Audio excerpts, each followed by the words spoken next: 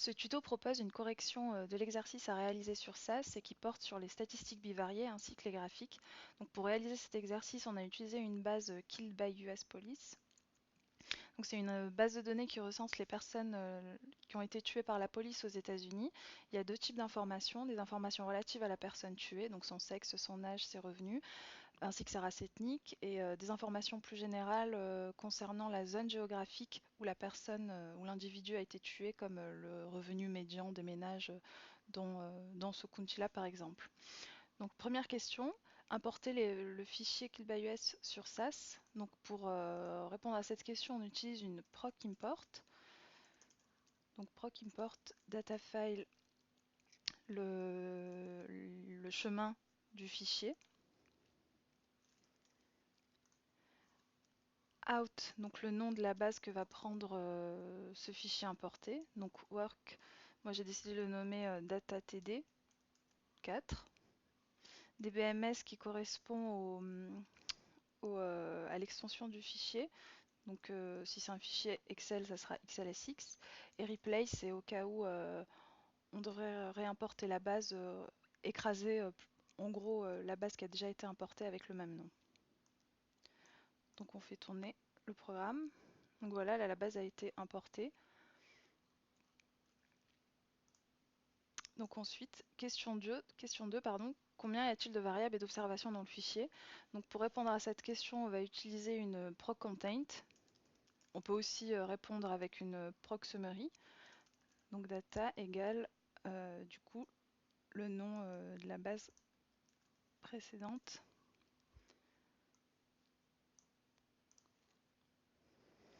Donc la proc contain donne des informations générales en fait sur la base.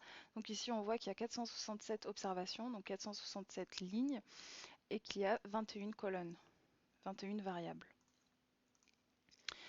Quelles sont les variables numériques? Donc pour répondre à cette question, on peut utiliser la même proc contain.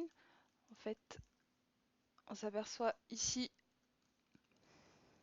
qu'on a des informations relatives aux variables qu'on a dans la base. Et ce champ-là, donc la colonne type, nous donne l'information sur la nature de la colonne.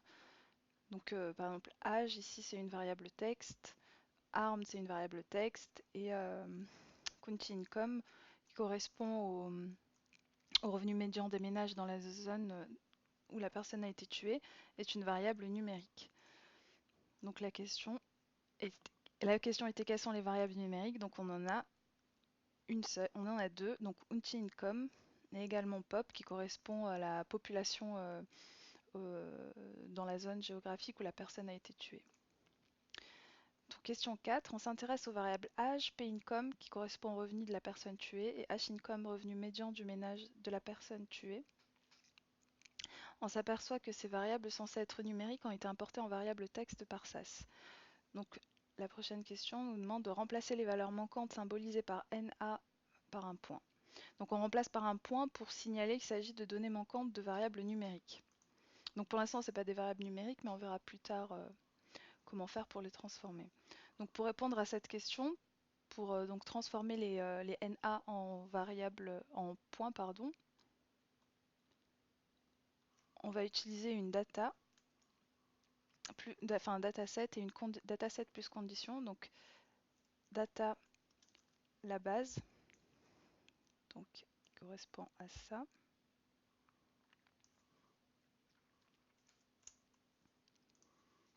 Donc c'est la même base, parce qu'on va travailler sur la même base.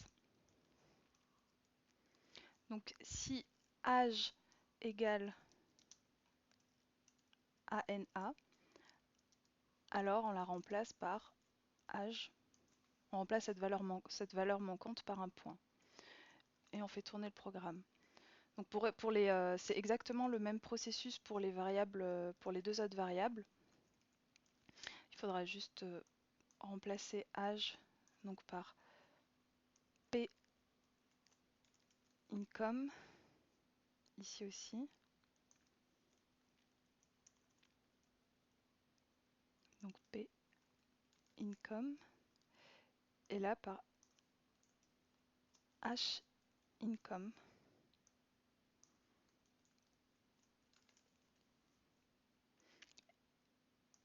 et on fait tourner le programme.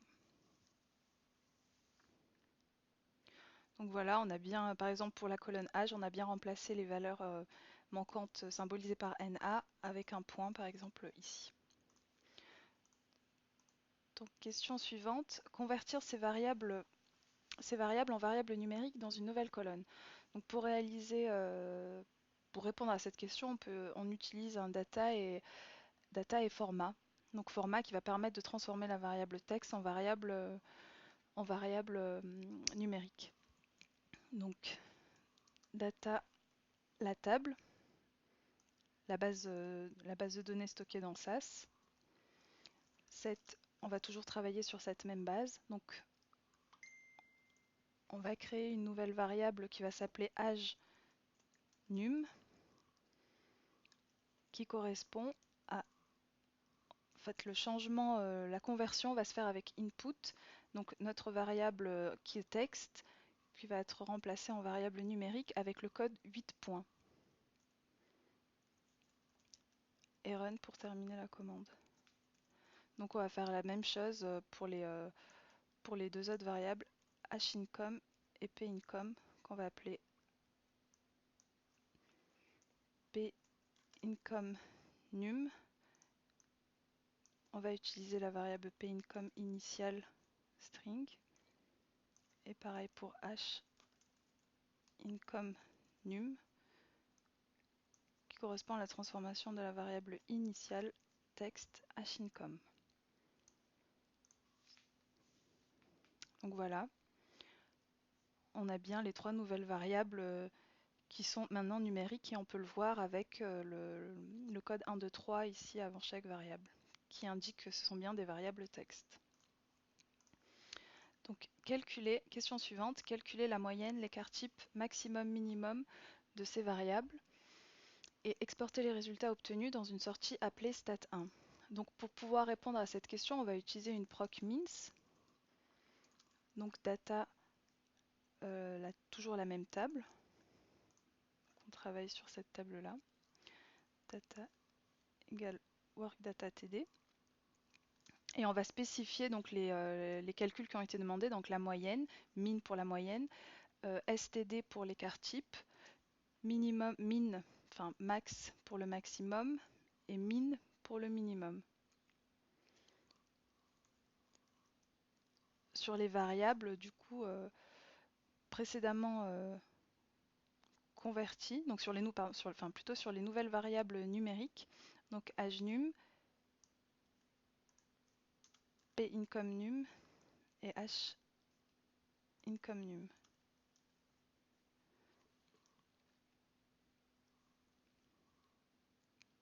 Et pour exporter les résultats, on a juste à spécifier l'option output_out égale stat1.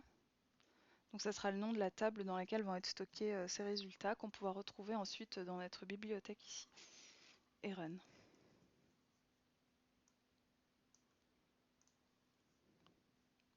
Donc voilà, on a bien la procédure procmins qui nous a calculé la moyenne, l'écart type, le maximum et le minimum. Et on peut retrouver cette table ici, donc dans la bibliothèque work créée ici, qu'on pourra retrouver ici.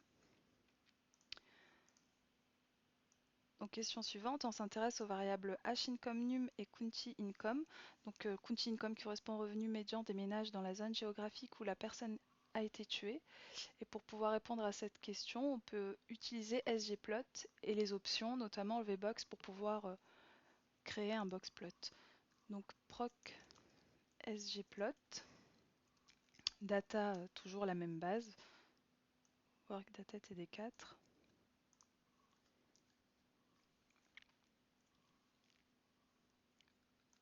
Égale.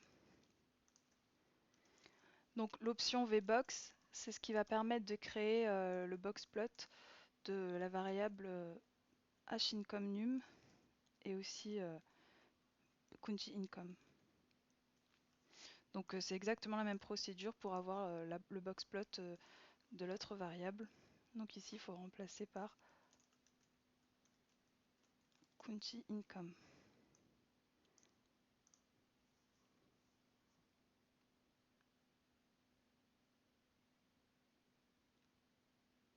Donc voilà, on a bien le boxplot pour la variable h-income, donc qui correspond au revenu du ménage de la personne tuée, et Kunchi income, le revenu le revenu médian des personnes dans cette zone pardon, géographique-là. Et on s'aperçoit que la moyenne des revenus médians de la personne tuée semble inférieur à celui des revenus des ménages dans la zone géographique. Donc question suivante, créer le graphique nuage de points avec en abscisse la variable HNUM et en ordonnée PIncome_num. Spécifier un titre pour le graphique. Donc pour répondre à cette question, on va encore utiliser la proc sgplot avec l'option scatter pour définir le nuage de points et title pour pouvoir indiquer un titre pour ce graphique. Donc proc sgplot, data égale workdata td4. Donc title pour spécifier un titre. Donc nuage de points. Et pour créer le scatterplot, c'est l'option scatter avec x qui est égal à h num et y égale à p income num. Donc les variables précédemment converties en variables numériques.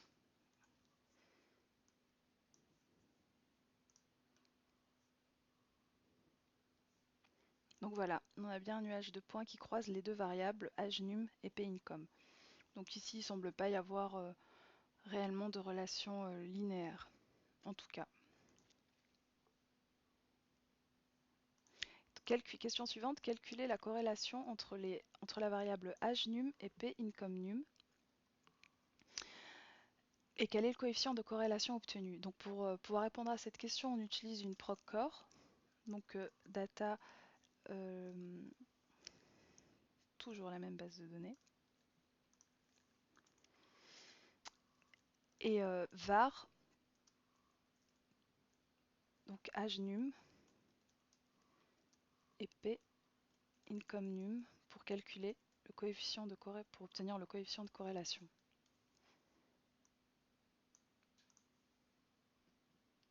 Donc on obtient cette sortie-là, où on a deux variables pour lesquelles on a calculé le coefficient de corrélation. Et ici, on a le tableau qui croise ces deux variables-là. Donc avec cette première information correspond au coefficient de corrélation de Pearson. La deuxième observation correspond à la probabilité de rejeter H0. Et la dernière ligne correspond au nombre d'observations. Donc ici, le coefficient de corrélation entre HNUM et PIncome_num est égal à 0,03248. Donc, et puis il ne semble pas être très élevé, le coefficient de corrélation varie entre 0 et 1, et ici clairement il n'y a pas de, en tout cas, relation linéaire entre ces deux variables-là. Donc étude des variables transformées. Donc dans cette partie, on va transformer les variables HNUM et PIncome_num en rang et qu'on nommera rankAge et rankIncome. Donc pour répondre à cette question, on va utiliser une procrank. Donc procrank égale procrank data égale donc notre table. Out, on va travailler out signifie où est-ce qu'on va récupérer les résultats, donc on va essayer de les récupérer toujours dans cette même table. Donc on pourrait spécifier une note table si on voulait créer une note table. Donc var, donc ici les variables qu'on va transformer, c'est HNUM, HNUM et PIncome_num et run. Donc avant run, il faut spécifier les variables qu'on va transformer en rang. Donc rankAge et rankIncome.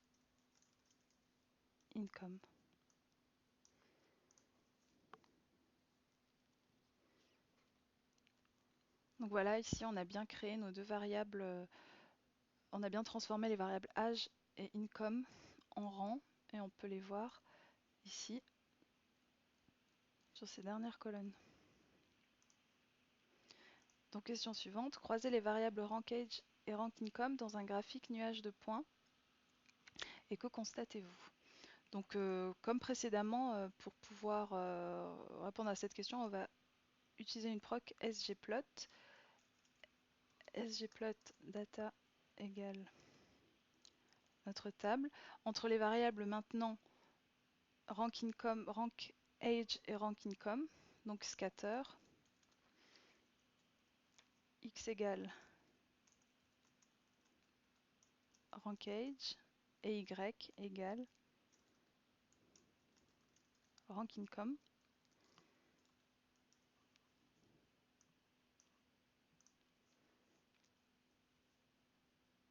Donc on obtient ce nuage de points là entre les deux variables transformées et on s'aperçoit qu'il y a toujours pas, enfin que la relation est toujours pas linéaire et le nuage est encore plus disparse que précédemment avec les nouvelles variables transformées. Donc question suivante, calculer le coefficient de corrélation entre ces deux nouvelles variables. Donc on va utiliser une proc core, data égale notre table. Et entre les variables rankAge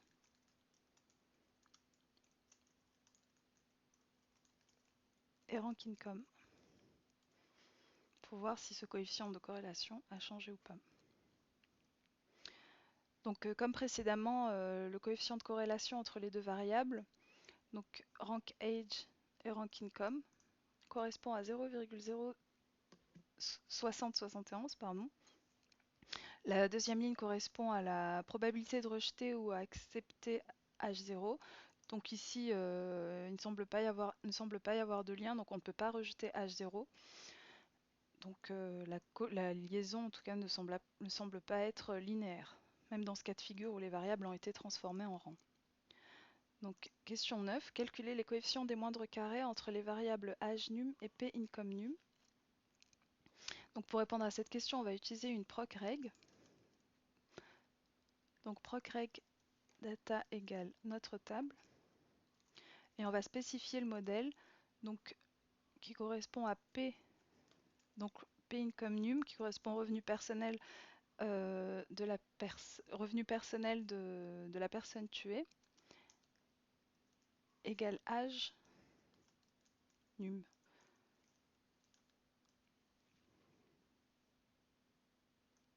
Donc ici, on va essayer d'expliquer le revenu de la personne par son âge.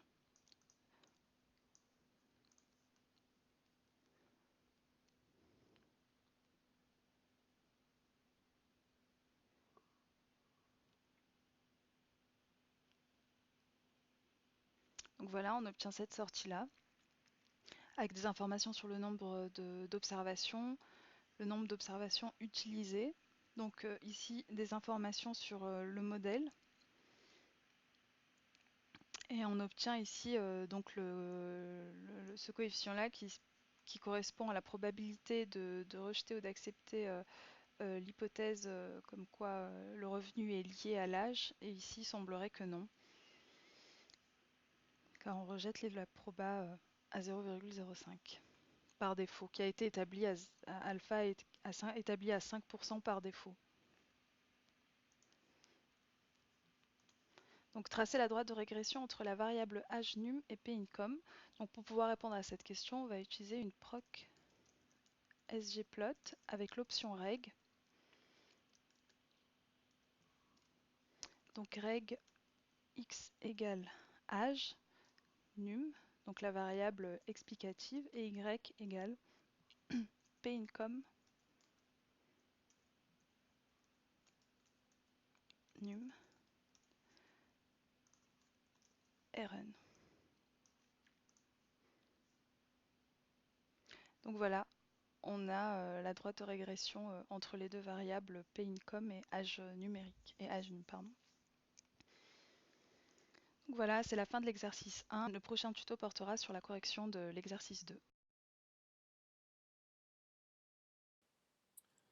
Dans cet exercice, nous allons travailler avec une variable qualitative et une variable quantitative. Les données sont déjà chargées et les valeurs unknown de la colonne âge ont bien été modifiées en points dans une nouvelle colonne appelée âgenum, comme il a été demandé dans l'exercice 1. La première question de cet exercice 2 va consister à remplacer ces points par les valeurs de la moyenne de la colonne âgenum. Pour ce faire, on va utiliser une proc stdies. Donc, sur notre jeu de données qui s'appelle datatd4 et en utilisant la méthode min et en ressortant notre jeu de données sur la variable âgenum.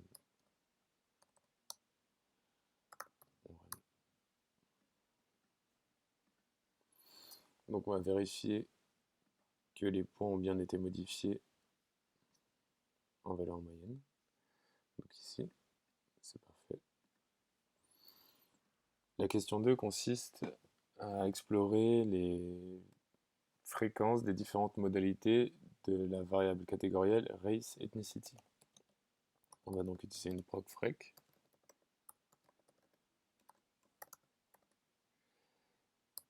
Sur la variable race ethnicity. Et donc plot la distribution de fréquences.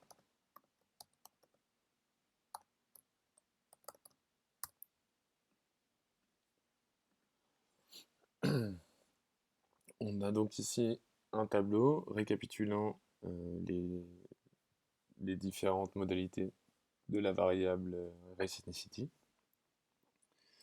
Donc on observe 6 modalités, dont une modalité unknown comportant 15 individus. Et on remarque aussi que les modalités Asian Pacific Islander et Native américaine ne comportent que très peu d'individus. Donc ici, un histogramme avec la fréquence des différentes modalités. Dans la question 3, on va alors modifier les modalités où seules quelques fréquences ont été observées et les remplacer par la modalité Other. Pour ce faire, une étape data est nécessaire. Et donc toujours sur notre jeu de données, on appelle ici le nom de la nouvelle variable, donc race ethnicity recode, et notre jeu de données qui sera modifié. On sélectionne la variable race ethnicity à modifier, et ensuite les différentes modalités que l'on veut changer. Donc Asian Pacific Islander, une majuscule. Donc en modalité, on a la variable race ethnicity recode qui va nous donner Other. On fait pareil pour les deux autres modalités que l'on veut modifier, c'est-à-dire Native American et la modalité unknown.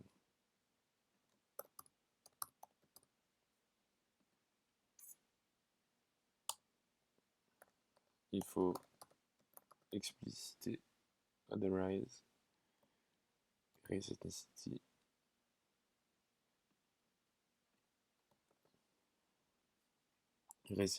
recode égale race ethnicity pour lui indiquer qu'on ne veut pas de modification des autres modalités.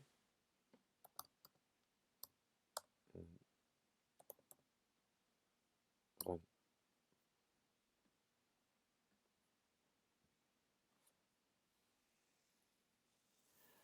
Donc, lorsqu'on regarde la colonne race ethnicity recode, on devrait apercevoir notamment la présence de la nouvelle modalité Other. La question 4 maintenant sert utiliser les statistiques descriptives avec SAS. Donc pour les deux variables que nous allons étudier, donc âge num et race ethnicity recode que l'on vient de recoder. Donc pour ce faire, on va utiliser une proc mince.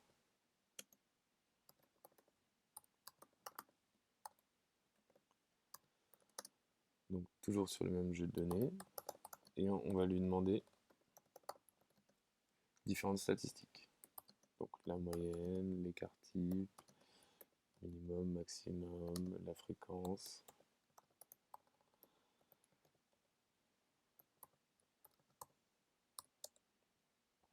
Donc des variables, de la variable quantitative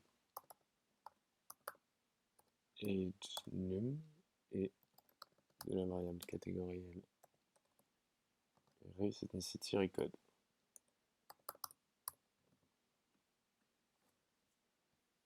Et ce que l'on souhaite en plus de cette table, donc représentant les différentes modalités, l'âge moyen en fonction des différentes modalités, l'écart type, le minimum, maximum et les fréquences, on souhaite regrouper toutes ces informations dans des boîtes à moustaches se trouvant sous un même graphique. Pour ce faire, on doit d'abord trier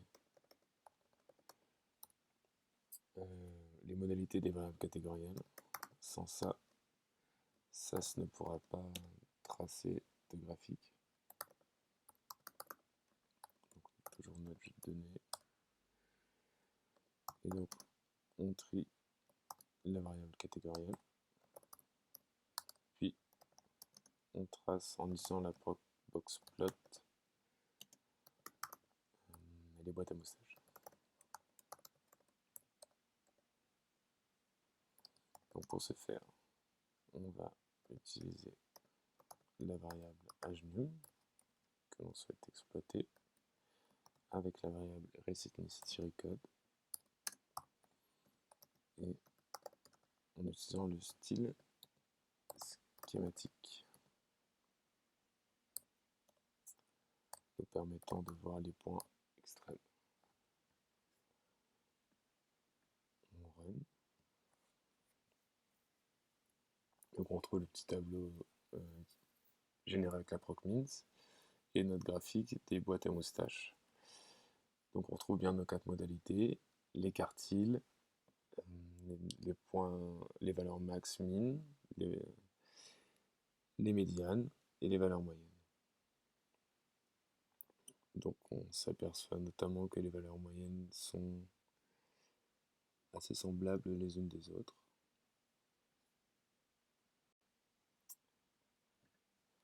Dans cette question 6, on cherche à faire une analyse de variance à un critère, ou ANOVA.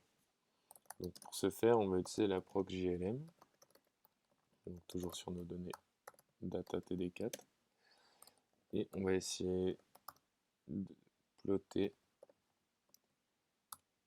des boîtes à moustaches. On indique boxplot.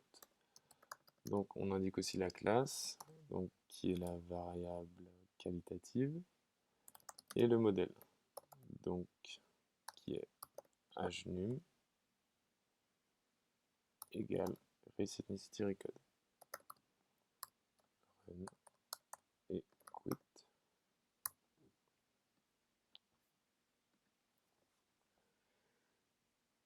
On aperçoit donc différentes tables. Le premier tableau indiquant les différentes modalités de la variable catégorielle. Le second, le nombre d'observations qui a été pris en compte pour faire cette analyse. Ensuite vient les tableaux plus intéressants. Donc le tableau suite à l'analyse, donc indiquant d'abord le degré de les différents degrés de liberté, la somme des carrés, les carrés moyens, les valeurs de f, la valeur de f et la p-value. Ici, on observe une p-value inférieure à alpha par défaut qui est de 5%. On rejette donc l'hypothèse nulle, impliquant que la variable catégorielle a bien une influence sur la variable quantitative. En descendant, on trouve un boxplot comme on a fait précédemment, avec les différentes modalités et les valeurs de l'âge, les médianes. On aperçoit aussi donc les valeurs d'erreur, différentes valeurs d'erreur, le coefficient de variance et la moyenne de l'âge de la variable quantitative. C'est tout pour cet exercice. Vous allez voir dans l'exercice numéro 3 une étude statistique bivariée avec deux variables catégorielles.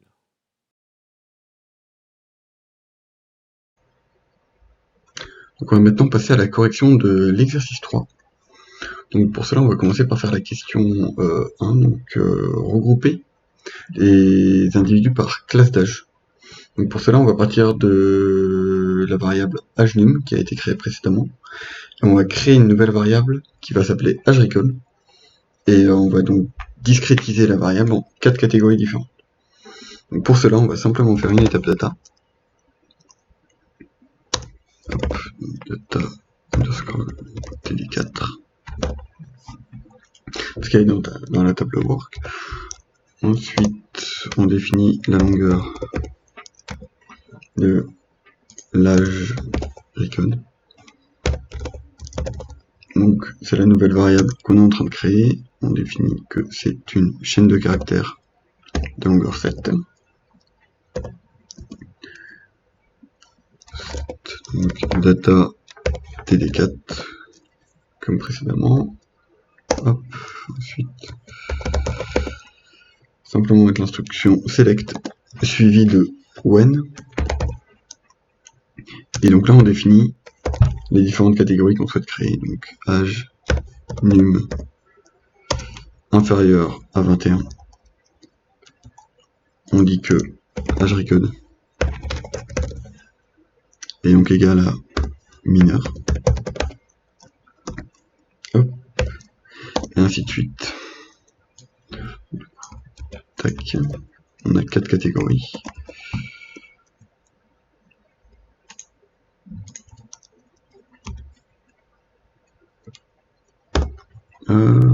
Donc 21, entre 21 et 30, ce sont des jeunes adultes.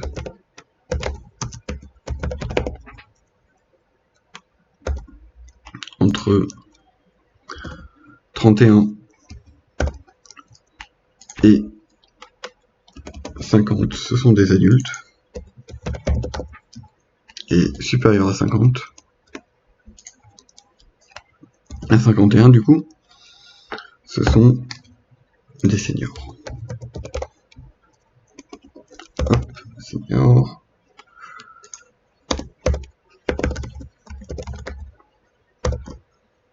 Tac, and et run. Donc on va lancer ça et ça va créer donc la nouvelle variable agerecode.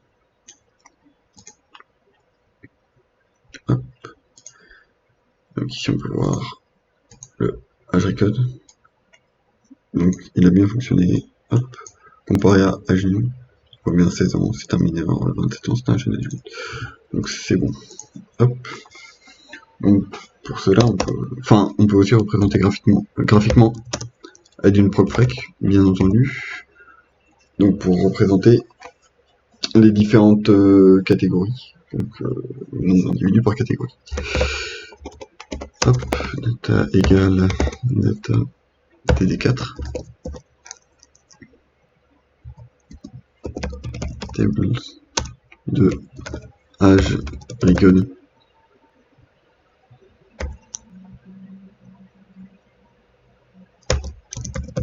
Plot pour afficher un graphique. Donc on va faire un frec-plot vu qu'on veut simplement les fréquences.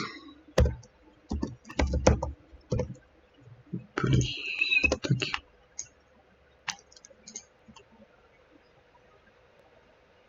Hop, donc là on a tout simplement un petit tableau ainsi que les fréquences. Et donc on peut voir que la catégorie la plus représentée sont donc les adultes.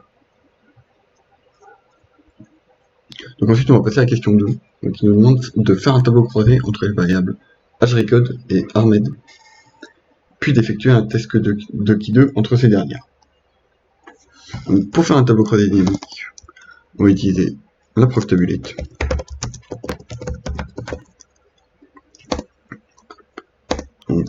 data, comme d'habitude, data td4. Ensuite, on définit la première variable, donc Ahmed. Donc, on utilise l'order pour qu'il soit trié. Donc, order égale par fréquence. La deuxième variable, donc âge recon, qu'on vient de créer.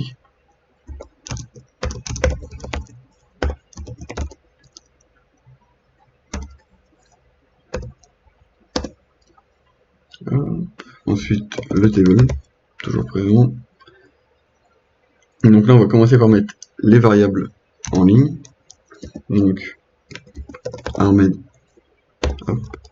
On met le égal guillemets, en fait, c'est pour éviter d'avoir une colonne qui va se créer au début du tableau. En fait, c'est juste pour faciliter la visibilité. All, qui est la colonne du total. Hop, total.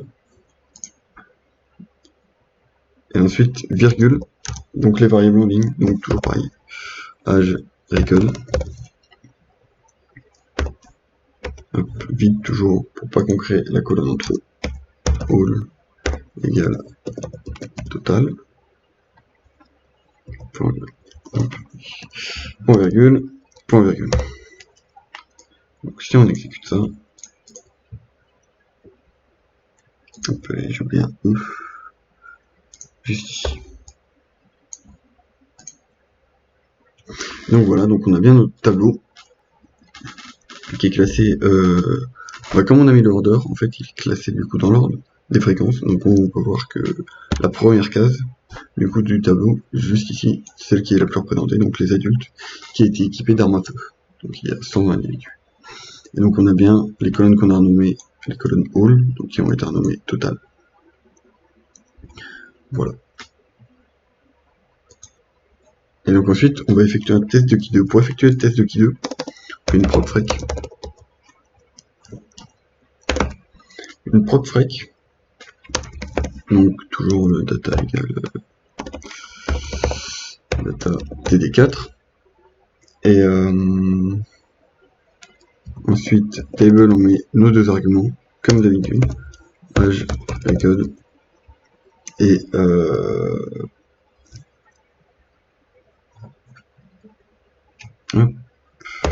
excusez-moi, Ahmed. Donc ensuite on met un slash et l'argument kisk expected missing.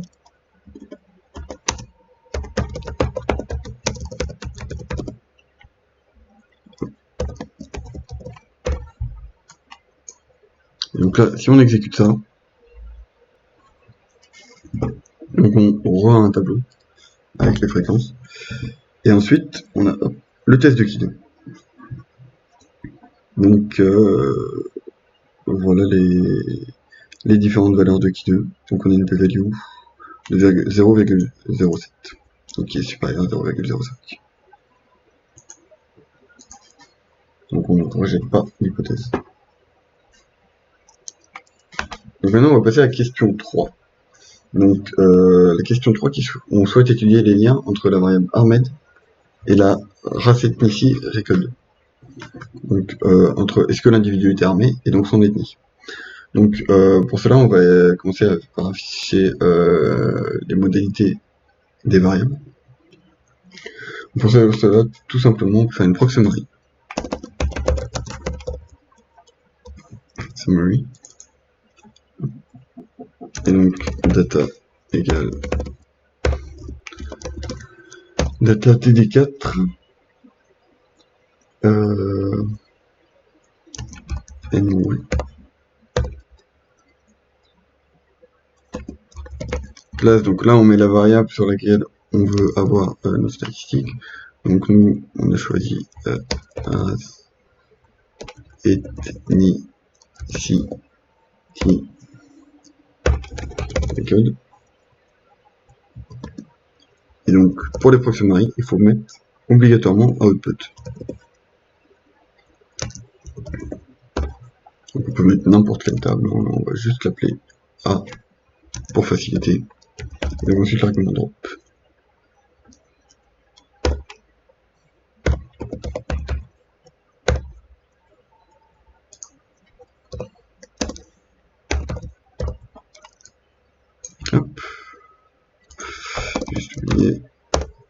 la lisibilité. Hop. Et donc ici c'était l'exo 3.2. Ici on a 3.3. Voilà. Hop. Et donc si on lance ça, on obtient juste un petit tableau avec les fréquences. Donc voilà, tout simplement. Ensuite on va faire la même chose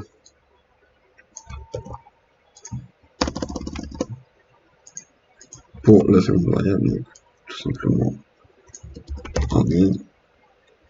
Donc pour garder les tables, on va l'appeler différemment, tout simplement pour éviter de, si on va aller les récupérer ensuite, pour éviter de devoir tout réexécuter, on peut aller directement chercher les tables de output.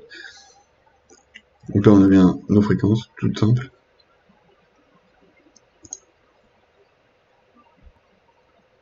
Puis ensuite maintenant on va croiser les variables dans un tableau croisé dynamique, mais cette fois-ci on va afficher le nombre de modalités comme on a fait précédemment, donc avec la proctabulate. On va aussi rajouter les profils lignes. Donc pour cela, on va refaire une proctabulate, tout simple.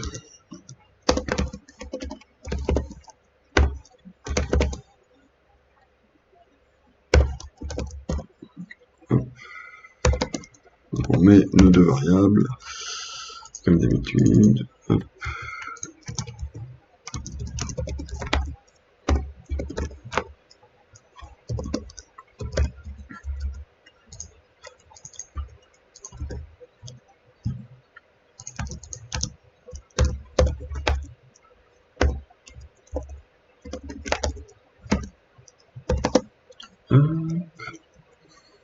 Donc ensuite le T2.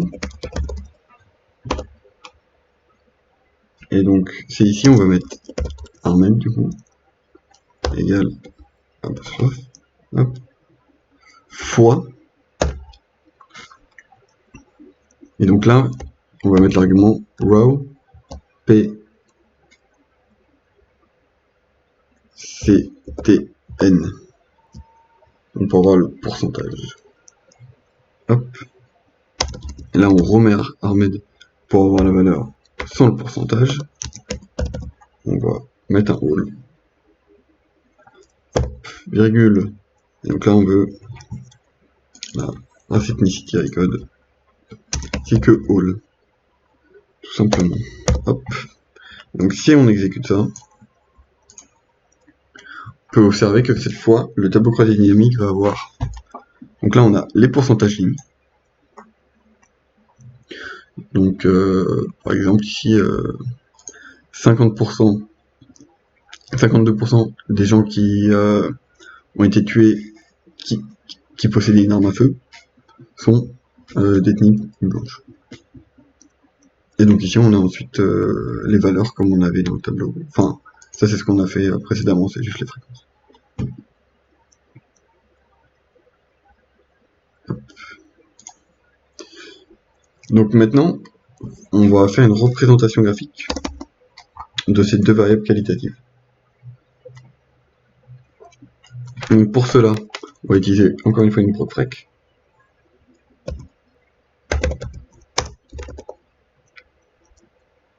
Hop. Data DD4 tables, donc hop, fois armed n no row, et donc plot égale mosaïque.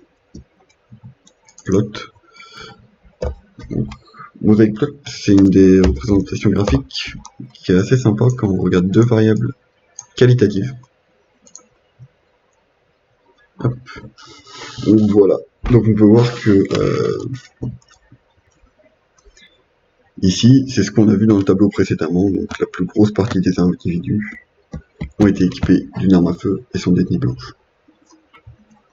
Et donc ensuite, on peut voir donc les couleurs représentent ici l'ethnie. Et donc on peut voir ensuite le type d'armes qu'ils possédaient s'ils étaient armés.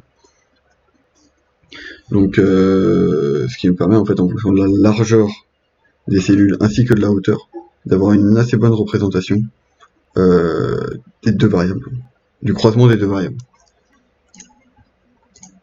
Et donc pour finir, 3.5, je souligne 3.3 ici.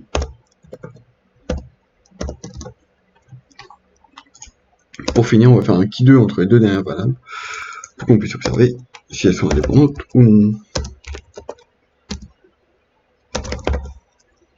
Donc c'est exactement ce qu'on a fait plus haut. Bêta qui a été des 4, toujours le table avec les deux variables qu'on souhaite croiser. Pas du tout. Et donc là, disk expected missing play run.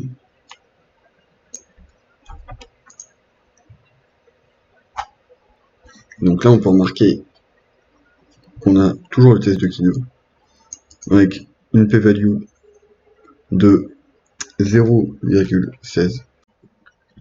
Donc pour conclure, vu que la p-value est supérieure à 0,05, on ne rejette pas H0, qui est l'hypothèse d'indépendance des deux variables. Et donc on peut en conclure que la variable, l'ethnie et le fait que la personne soit armée ou non sont bien indépendants. Donc c'est ici que se conclut le TD. Merci de votre attention.